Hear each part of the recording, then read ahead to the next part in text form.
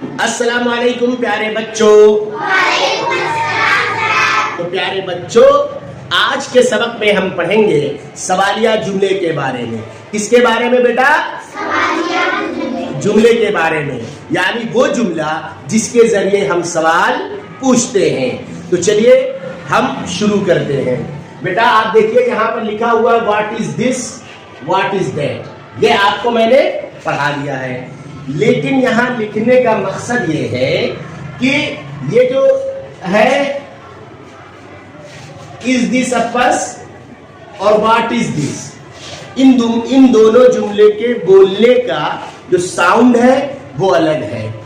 ऊपर वाला बोलेंगे प्यार से, मोहब्बत से, आराम से, सॉफ्टली, नर्म अंदाज से। जैसे बोलेंगे what is this, this is a bag, normal जवाब।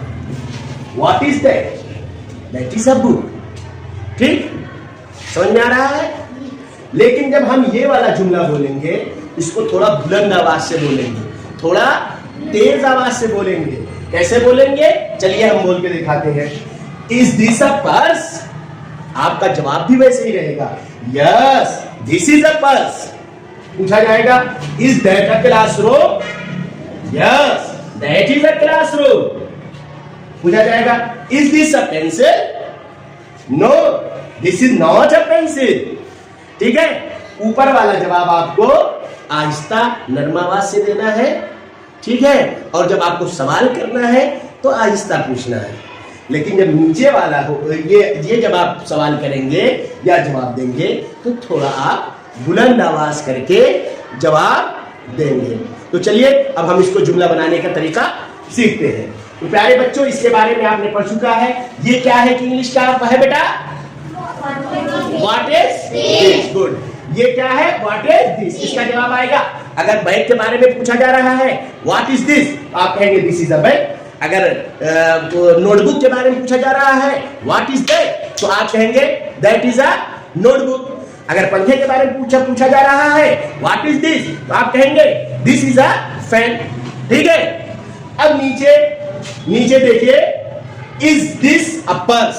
इज दिस अ पर्स, इसका तर्जुमा होगा क्या ये पर्स है? क्या ये पर्स है? इस तरीके से पूछते हैं ना। क्या ये बैग है?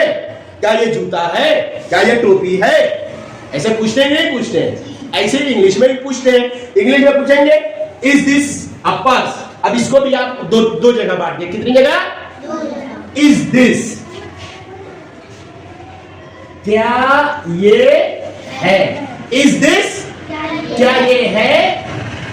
A purse, a purse, purse, क्या ये? अब उर्दू में बोलेंगे क्या ये पर्स है, तो इसकी इंग्लिश होगी is this a purse, is this a purse. अब जवाब देने में भी आप दो तरीके से बांटेंगे, या इसको तीन तरीके से भी बांट सकते हैं। जैसे जो हमने बताया था, आप ये जुमला सीख ही चुके हैं। ये पर्स है, इंग्लिश क्या है? This is a purse. ये पर्स है, इंग्लिश सीख चुके हैं। जैसे ये पंखा है, क्या इंग्लिश है? फैन। ये वाला सेम रहेगा। आपको खाली यहाँ पे यस बनाना है। क्या बनाना है? कोई पूछे is this a purse? Yes this is a purse. Yes this is a purse. ठीक है, अब ऐसा ही आ जाएगा इज दैट, इज दैट, क्या वो है? वहां ये था, दिस आया था, यहां वो है, दैट आएगा। ठीक है, इसको भी आप दो तरीके से बांटेंगे। ठीक है, दो हिस्से में बांटेंगे। A classroom, classroom.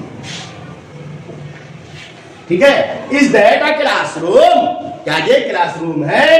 आप जवाब देंगे यस, जी, हाँ दैट इज अ क्लासरूम।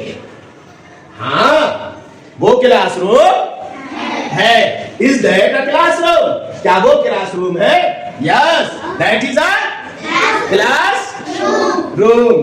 ठीक है, चलो अब इंग्लिश में इसको बोल के दिखाओ। हम पूछते हैं is that a classroom?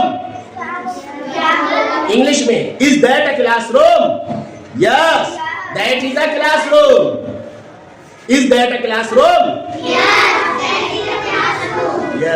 Is that a fan? Yes, that is a pen. Is this a chair? Yes, this is a chair. Good. ठीक है, कैसे जवाब देना है आपको समझ में आ गया। अब देखिए वहां पे क्या रखा हुआ है, बस्ता रखा हुआ है। क्या रखा हुआ है? बस्ता रखा हुआ है। लेकिन हम आपसे पूछ रहे हैं, इज दिस अ पेंसिल?